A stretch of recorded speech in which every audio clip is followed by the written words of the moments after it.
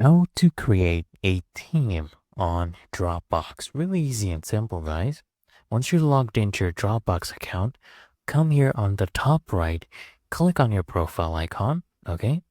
Now go ahead and click on settings, right? Now let this load up. I'm going to show you exactly what you need to be doing.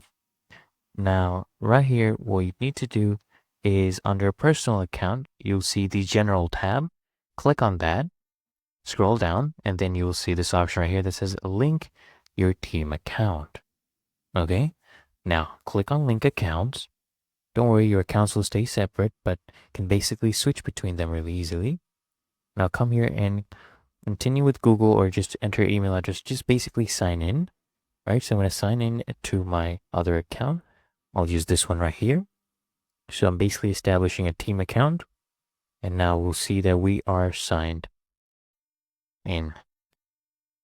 And remember, guys, you can only pair one work account with one personal account, but the process remains the same. So I hope this helps you.